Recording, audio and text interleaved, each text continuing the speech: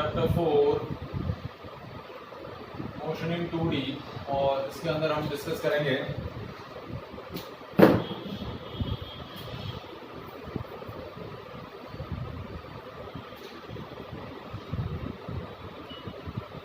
कर रहे हैं सर्कुलर मोशन। और कल के सेशन के अंदर मैंने डिस्कस किया था सर्कुलर मोशन के टाइप्स।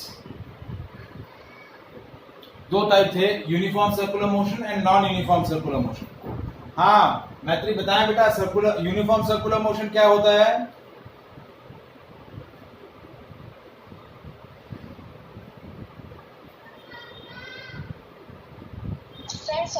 सर्कल के सर्कमफेरेंस में मतलब परफेक्ट टाइम पे मतलब मोशन में रहना।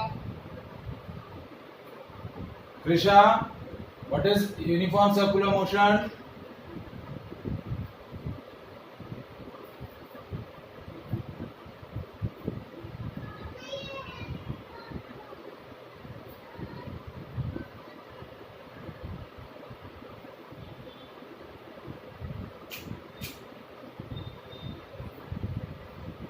Krisha, are you there?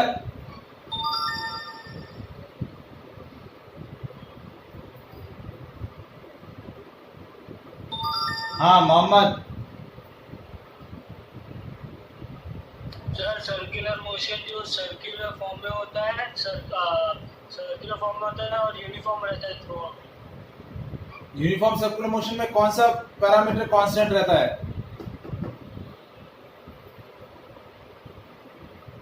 हाँ धैर्य। Sir speed. देखिए, uniform circular motion is a motion of an object along a circular path with a constant speed. Speed क्या होगा? कांस्टेंट रहेगा। So motion of an object along circular path with a constant speed.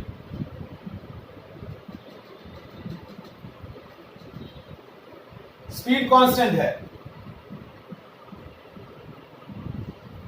but every instant of time the direction of motion is continuously changes, so velocity is variable.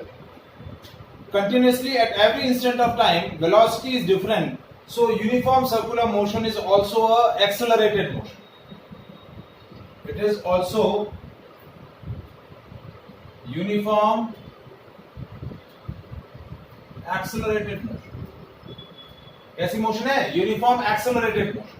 कैसे? देखिए, जैसे ये circular path है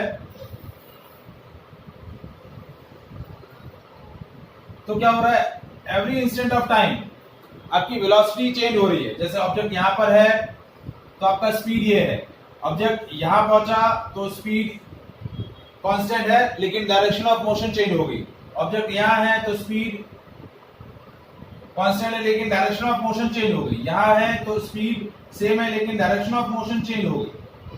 तो direction of motion change होने की वजह से वेलोसिटी जो है वो वेरिएबल है। Every instant of time velocity is different. So change in velocity per unit time is called acceleration.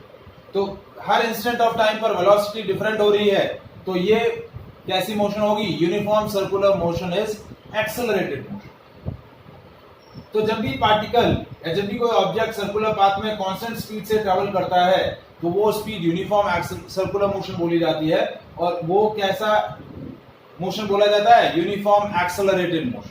तो जैसा कि बोला है यूनिफॉर्म एक्सेलरेटेड, यानी यहां एक्सेलरेशन क्या रहेगा? कांस्टेंट। और वो जो एक्सेलरेशन होगा, that acceleration is always acting towards the centre of circle. ये जो एक्सेलरेशन रहेगा वो एक्सेलरेशन हमेशा towards the centre of circle क्या रहेगा? एक्ट करेगा। जैसे यहां पॉइंट है तो यहां है तो इस तरफ, इस पॉइंट पर है तो एक्सेलरेशन टुवर्ड्स द सेंटर, इस पॉइंट पर है तो acceleration towards the centre. Always acceleration is towards the centre and that acceleration is known as centripetal acceleration. So whenever object travel along a circular path with the constant speed, it acquire acceleration. Its direction is towards the center of circle, and that acceleration is known as centripetal acceleration. उस acceleration को हम क्या बोलेंगे? Centripetal acceleration. Why it is called centripetal? क्योंकि उसकी direction हमेशा towards the center of circle रहेगी. अब देखिए, लास्ट सेशन, कल के सेशन में हमने टर्म डिस्कस करी थी एंगुलर एक्सेलरेशन, और आज हमने डिस्कस करी सेंट्रीपिटल एक्सेलरेशन. तो दोनों जो हैं वो अलग अलग हैं. जब आपका ऑब्जेक्ट जो है यूनिफॉर्म सर्कुलर मोशन में ट्रैवल करता है, so it only contain centripetal acceleration. वो सिर्फ सेंट्रीपिटल एक्सेलरेशन ही क्या करेगा? कंटेन करेगा, क्योंकि उसकी स्पीड कांस्टेंट है. बट जब object non uniform circular motion में ट्रैवल करेगा, जहां उसकी स्पीड और वेलोसिटी दोनों वेरिएबल है, तो उस टाइम पर वो दोनों एक्सेलरेशन कंटेन करेगा. सेंट्रीपिटल एक्सेलरेशन भी कंटेन करेगा, और जो हमने कल एक्सेलरेशन डिस्कस किया था, एंगुलर एक्सेलरेशन और जो लीनियर एक्सेलरेशन के अंदर रिलेशन डिस्कस किया था, A इक्वल्स टू, तो वो एक्सेलरेशन क्या बोला जाता है? Tangential acceleration. क्या कौन सा एक्सेलरेशन बोला जाता है? Tangential acceleration. तो जब नॉन यूनिफॉर्म सर्कुलर मोशन होगी, तो एक्सेलरेशन के दो कंपोनेंट होंगे. एक होगा centripetal acceleration towards the centre of circle, और एक होगा tangential acceleration along the tangent drawn at the circle at the any point of the circle. तो वो एक्सेलरेशन कौन सा होगा? Tangential acceleration. तो अभी हम पहले डिस्कस करते हैं यूनिफॉर्म सर्कुलर मोशन, और उस यूनिफॉर्म सर्कुलर मोशन के अंदर सेंट्रीपिटल एक्सेलरेशन कितना होता है, उसका क्या मैग्नीट्यूड होता है, वो हमें क्या करना है? कैलकुलेट. तो आज हमारा जो मेन आर्टिकल है, expression of centripetal acceleration. Centripetal acceleration कब रहता है? जब ऑब्जेक्ट यूनिफॉर्म सर्कुलर मोशन में ट्रैवल करता है. तो जब यूनिफॉर्म सर्कुलर मोशन में ट्रैवल करेगा, तो सर्कल के सेंटर की तरफ जो एक्सेलरेशन लगेगा, वो एक्सेलरेशन क्या बोला जाएगा? Centripetal acceleration. और ये जो क्वेश्चन है, ये क्वेश्चन इस चैप्टर में से आपका नेक्स्ट लॉन्ग आंसर क्वेश्चन है. What is centripetal acceleration? Derive its expression. So, whenever object travel along a circular path with a constant speed, the acceleration acquired by the object, whose direction is directed towards the center of circle, is called centripetal acceleration. Is it clear?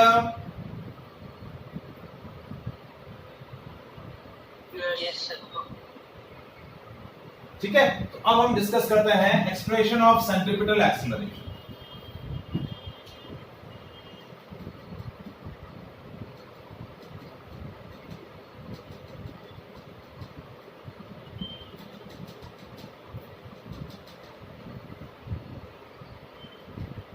जैसा कि मैंने बोला कि जब भी object circular path में constant speed से travel करता है, तो उसकी every instant of time speed same है, लेकिन वेलोसिटी अलग अलग.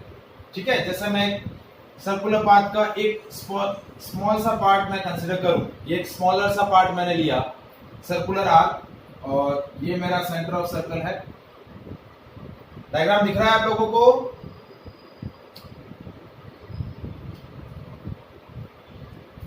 लेट्स सपोज कि इनिशियली पार्टिकल यहां पर है, ठीक है, और ये सेंटर ऑफ सर्कल, ये उसका पोजीशन वेक्टर,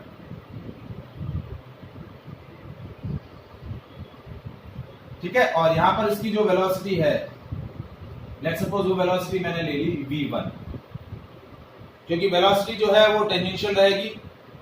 ठीक है. ये मैंने बोला कि at t equals to 0 second पर पार्टिकल यहां पर, कुछ टाइम बाद पार्टिकल यहां पहुंचा, ठीक है, p डैश पर, और यहां इसकी वेलोसिटी है फॉर एग्जांपल v2. कितनी है? v2. और यहां पर भी जो पोजीशन वेक्टर होगा, ये सपोज ये मैंने ले लिया r1 और ये ले लिया r2.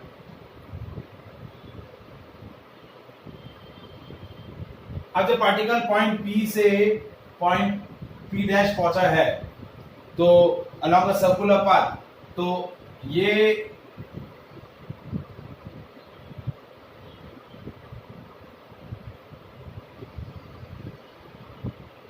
इसकी पोजीशन में चेंज आया कि t इक्वल टू 0 पर यहां था और t equal to t second पर जब यहां पहुंचा तो उसने लीनियर डिस्प्लेसमेंट कितना ट्रेवल किया, this is the linear displacement. तो डेल्टा आर क्या है, लीनियर डिस्प्लेसमेंट,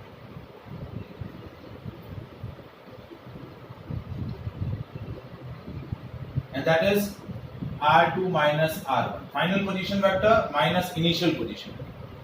और एंगुलर डिस्प्लेसमेंट कितना हुआ, ये, क्योंकि एंगुलर डिस्प्लेसमेंट हमने डिस्कस किया था angle swept by the particle.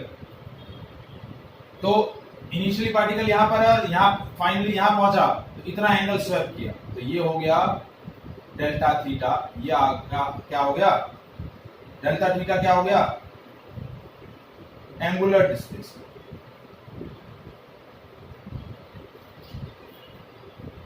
ये सिचुएशन समझ में आई आप लोगों को?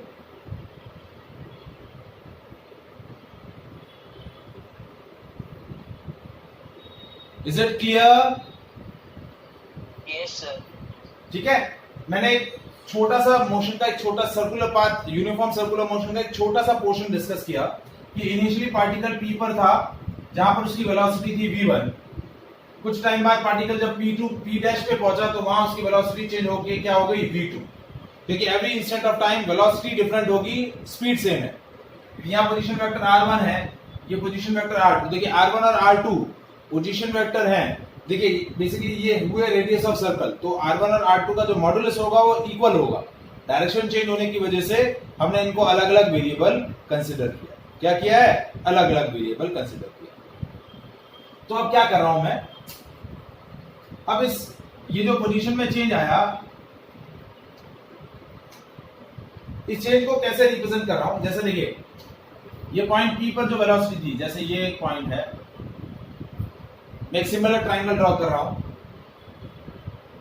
ये पॉइंट मैंने ले लिया A, क्योंकि मुझे क्या कैलकुलेट करना है, चेंज इन वेलोसिटी। क्या कैलकुलेट करना है, एक्सेलरेशन निकालना है। मुझे क्या एक्चुअली निकालना है, एक्सप्रेशन ऑफ सेंट्रीपिटल एक्सेलरेशन, और एक्सेलरेशन होता है change in velocity upon time interval. The rate of change of velocity, मुझे क्या कैलकुलेट करना है, एक्सेलरेशन कैलकुलेट करना है, तो मुझे क्या कैलकुलेट करना है, चेंज इन वेलोसिटी। तो चेंज इन वेलोसिटी कैलकुलेट करने के लिए मैं triangle law of vector addition use करूंगा। ठीक है, तो मैंने क्या किया, ये पॉइंट P था, ये एक वेलोसिटी वेक्टर है, यहां उठा के यहां रख दिया इसको। ये मेरा वेलोसिटी वेक्टर v1 हो गया। फिर ये एक वेलोसिटी वेक्टर v2 था, इसको यहां से उठाया और यहां प्लेस कर दिया उसी इंक्लिनेशन पर, तो ये मेरा v2 वेलोसिटी वेक्टर हो गया। अब इन दोनों वेक्टर्स, वेलोसिटी वेक्टर के बीच का एंगुलर डिस्प्लेसमेंट कितना है, डेल्टा थीटा। ये डेल्टा थीटा लेके, ठीक है। अब देखिए ये जो क्लोजिंग साइड होगी इस ट्रायंगल की, ये मैंने ले लिया B पॉइंट, ये C पॉइंट, तो ये B2C। अब मैंने triangle law of vector addition use किया, the two side of a triangle AB and BC represent two non-zero vector in the same order, then third side represent their resultant in opposite order। तो ये मैंने ले लिया delta V, change in velocity. तो delta V is equal to, देखिए V1 plus delta V is equal to V2। Triangle law of vector addition से ये चीज देखिए, that two sides of a triangle represent two non-zero vector in the same order, the third side represent their resultant in opposite order। तो delta V क्या हो गया, V2 minus V1, और ये मेरा क्या कैलकुलेट हो गया, चेंज इन वेलोसिटी। क्या कैलकुलेट हो गया, चेंज इन वेलोसिटी।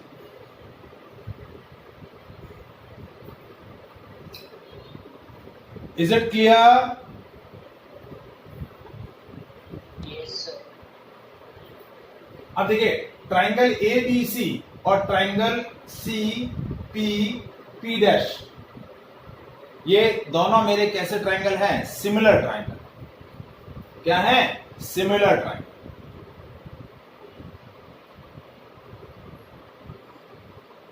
बोल सकता हूं मैं, triangle ABC and triangle CPP dash are similar.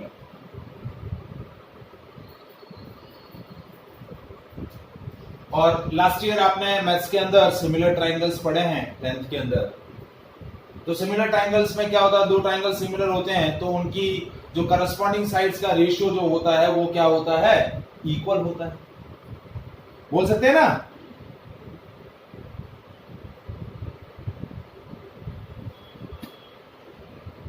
याद आ रहा है मैथ्स का लॉजिक? करस्पॉन्डिंग साइड्स का रेशियो जो है वो क्या रहता है, इक्वल रहता है। अब देखिए ये जो R1 वेक्टर है और R2 वेक्टर है, यस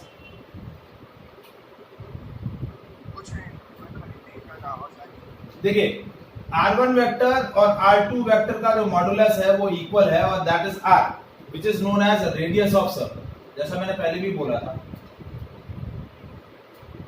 तो अब देखिए दोनों ट्राइंगल सिमिलर है तो उनकी करस्पॉन्डिंग साइड्स का जो रेशियो होगा वो सेम रहेगा, ठीक है। और V1 और V2 वेक्टर जो है इनका भी मॉडुलस क्या रहेगा, V, that is speed of particle. क्योंकि ये V1 और ये V2 जो है वो वेलोसिटी को इंडिकेट कर रहे हैं। जब यूनिफॉर्म सर्कुलर मोशन होती है तो स्पीड सेम रहती है, तो V1 और V2 का जो मॉडुलस होगा, मैग्नीट्यूड होगा, वो सेम होगा। डायरेक्शन चेंज होने की वजह से वेलोसिटी चेंज हो रही है। तो मैं करस्पॉन्डिंग साइड्स का रेशियो ले रहा हूं। करस्पॉन्डिंग साइड मैंने क्या ली, AB ट्राइंगल के अंदर BC upon AB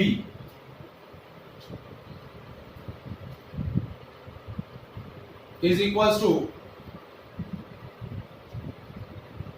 PP dash upon PC।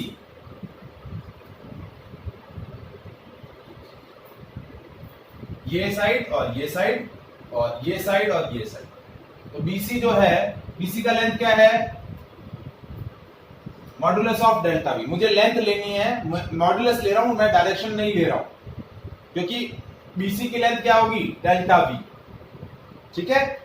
AB की लेंथ क्या होगी, modulus of V1। PP dash, this is modulus of delta R divided by PC। PC क्या है, मॉडुलस ऑफ R1, ठीक है। अब ये क्या हो गया, देखिए मॉडुलस ऑफ डेल्टा V, ये हो गया delta V upon V1। V1 का मॉडुलस हो गया V, डेल्टा R, तो ये हो गया डेल्टा R, ठीक है। और ये हो गया अपॉन मॉडुलस ऑफ R1 क्या हो जाएगा, R। ये V इधर हमने ले लिया, delta V is equal to delta R into V by R। यहां तक समझ में आया सब लोगों को? Any doubt in this part? ये मैंने क्या किया, चेंज इन वेलोसिटी का मॉडुलस निकाल दिया। मैंने क्या निकाला, मुझे क्या निकालना है, एक्सेलरेशन निकालने के लिए चेंज इन वेलोसिटी निकालना है। तो मैंने क्या किया, चेंज इन वेलोसिटी का मॉडुलस निकाल लिया। चेंज इन वेलोसिटी क्या आया, delta R into V by R। अब एक्सेलरेशन क्या होता है, दोनों साइड डेल्टा T से डिवाइड किया,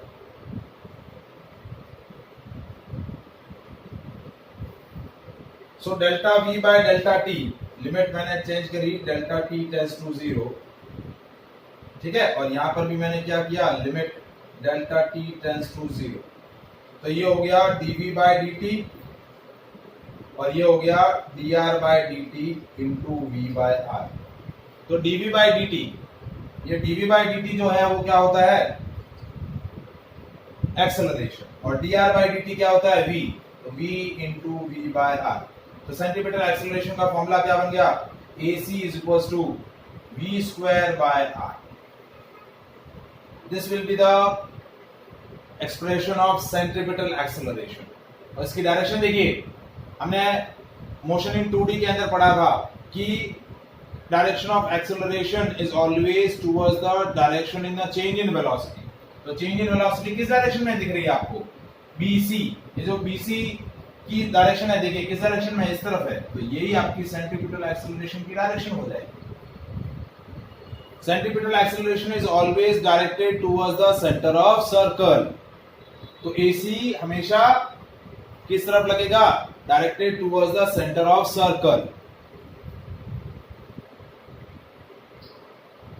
और AC का मैग्नीट्यूड कितना आया? v²/r। तो सेंट्रीपिटल एक्सेलरेशन का आपका मैग्नीट्यूड आया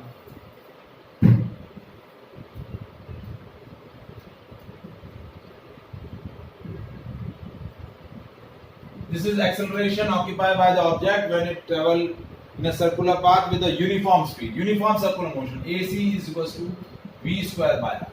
अब v की वैल्यू क्या होती है? Omega into r। Omega angular velocity है, तो v² हो गया ओमेगा² इंटू r²। तो AC का वैल्यू ओमेगा² r²/r, r से r कैंसिल, तो AC की वैल्यू ओमेगा² r। तो एक सेंटीमीटर एक्सेलरेशन का वैल्यू होगी v²/r। दूसरा फॉर्मूला आप ओमेगा के टर्म में लिखना चाहें तो it is omega into r। Is it clear to all of you? Any doubt? ये v वेलोसिटी है ना? हाँ, v लीनियर वेलोसिटी, v, हाँ ये वाला, ये वो नहीं, ये लेफ्ट साइड, ये वाला, हाँ मतलब वही। हाँ ये आपने, हम बेसिकली क्या कैलकुलेट कर रहे हैं? मैग्नीट्यूड कैलकुलेट कर रहे हैं सेंट्रीपिटल एक्सेलरेशन का, इसलिए मैंने एरो नहीं लगाया, ऊपर वेक्टर डायरेक्शन नहीं बताई, सिर्फ मॉडुलस बताया। तो एक्सेलरेशन क्या होगा? v²/r। तो जो स्पीड की वैल्यू है, जैसे आपको बोला कि चार्ज पार्टिकल, सॉरी एक object is travelling in, sir ये dr/dt v कैसे होगा? dr/dt rate of change of position, ds/dt क्या होता है? s की जगह मैंने r ले लिया है, s की जगह क्या ले लिया है? r ले लिया है। तो dr/dt बोले या फिर ds/dt बोले, मतलब r रेडियस है ना? हाँ r रेडियस है ना। हाँ ओके ओके, आ गया। ठीक है, rate of change of position with respect to time, तो ये हो जाएगा velocity.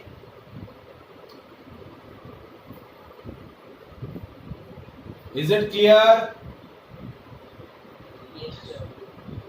Krisha, Maitri, Pragya, Yes, sir. समझ में आया? तो देखिए ये पूरा एज अ डेरिवेशन पूछा जाता है पूरा article, derive the expression of centripetal acceleration। आप देखिएगा इस चैप्टर का जो आपका लास्ट टॉपिक है वो यही टॉपिक है, expression of centripetal acceleration. Non uniform circular motion जो है वो सीबीएसई के सिलेबस में नहीं है, कंपटीशन के सिलेबस में पूछी जाती है। यूनिफॉर्म सर्कुलर मोशन में एक्सेलरेशन का एक ही कंपोनेंट होगा, सेंट्रीपिटल एक्सेलरेशन। टेंजेंशियल एक्सेलरेशन 0 होता है। क्या होता है? 0 होता है। बट मैं डिस्कस कर लेता हूं बेसिक टेंजेंशियल एक्सेलरेशन क्या होता है वो भी मैं बता देता हूं, और जब नॉन यूनिफॉर्म सर्कुलर मोशन होती है तो किस अकॉर्डिंग नेट एक्सेलरेशन कैलकुलेट किया जाता है।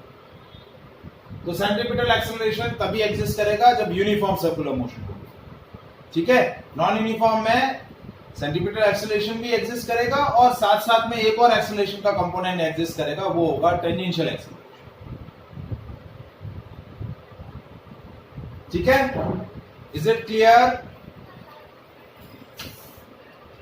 और इस एक्सेलरेशन की वजह से जो फोर्स क्रिएट होगा उस फोर्स को आप क्या बोलेंगे? Centripetal force.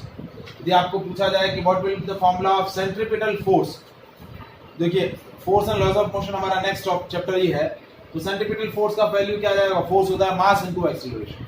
तो ये एक्सेलरेशन है v²/r, इसको मास से मल्टीप्लाई कर दो तो सेंट्रीपिटल फोर्स का फॉर्मूला आ जाएगा। तो सेंट्रीपिटल फोर्स होगा mv²/r।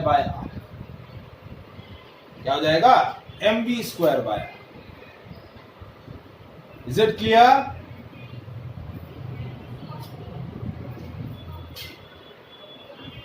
नेक्स्ट अब हम डिस्कस करते हैं non uniform circular motion.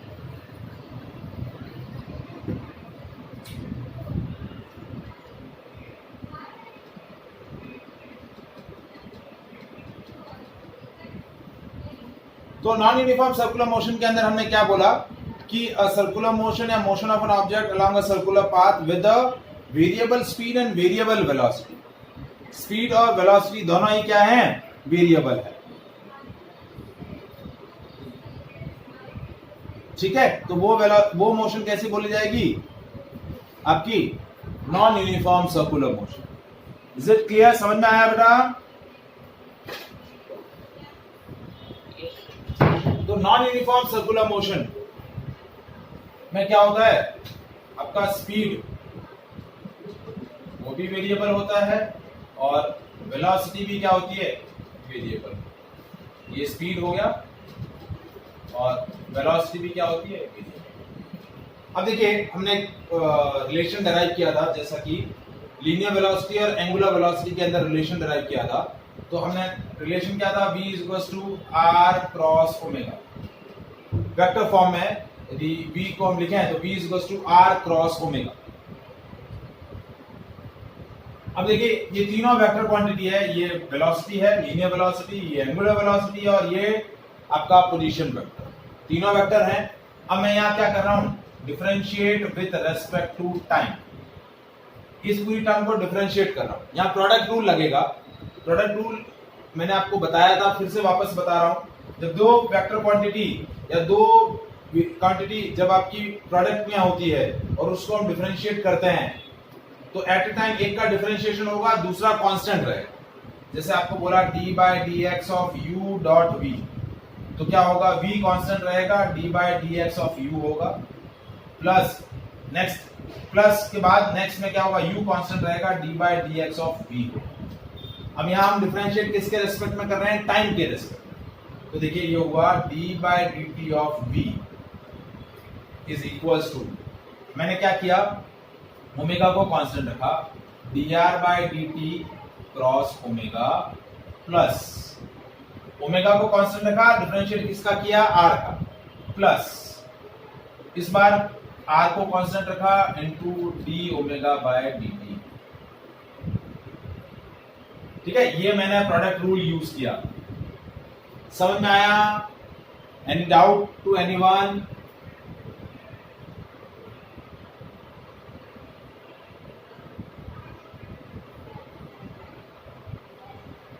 Any doubt बेटा? Sir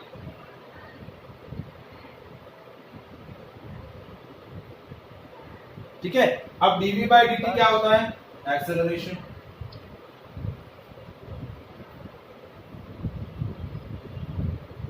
hello sir. हाँ जी, सर ये मतलब दोनों v है तो पता कैसे चलेगा कि स्पीड है कि वेलोसिटी? स्पीड है। देखो, स्पीड में सिर्फ मैग्नीट्यूड होता है और वेलोसिटी में मैग्नीट्यूड प्लस डायरेक्शन दोनों होंगे ना। पता ऐसे चलेगा ना?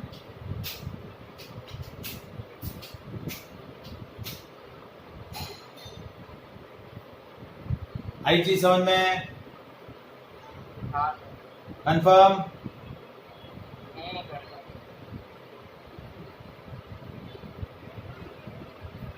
ठीक है, अब देखिए, dr/dt मैंने क्या बताया?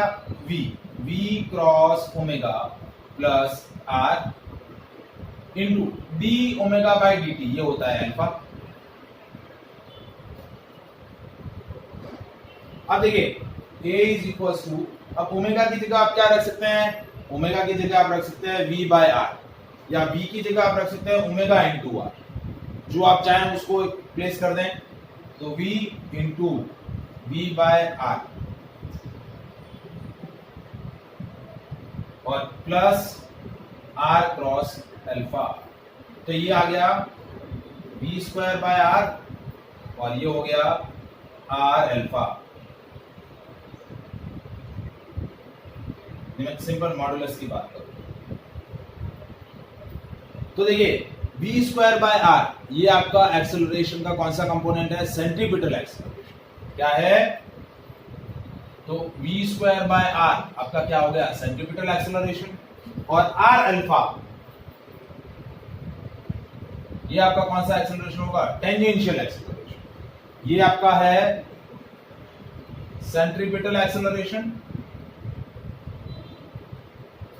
इसका एक और फॉर्मूला हमने बताया था ओमेगा स्क्वायर इंटू आर, जो हमने लास्ट सेशन के अंदर, लास्ट आर्टिकल जो हमने डिस्कस किया। और टेंजेंशियल एक्सेलरेशन होगा आर अल्फा। क्या होगा? R alpha.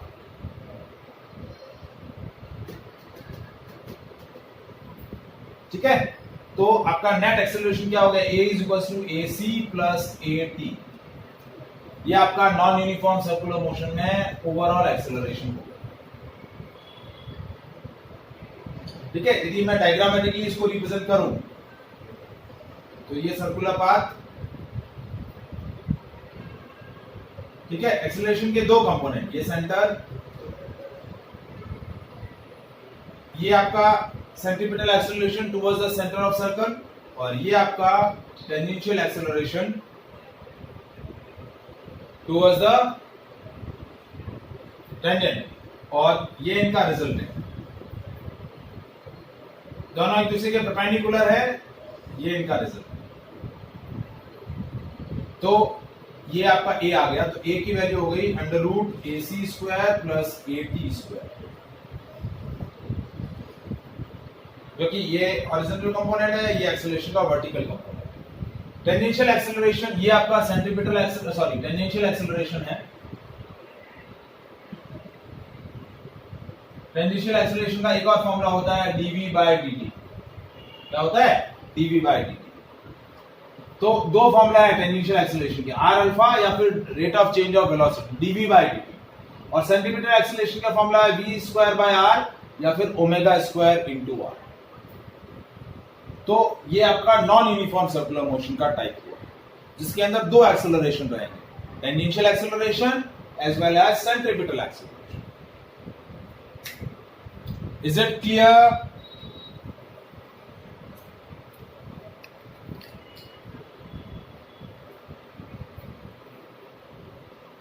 Any doubt?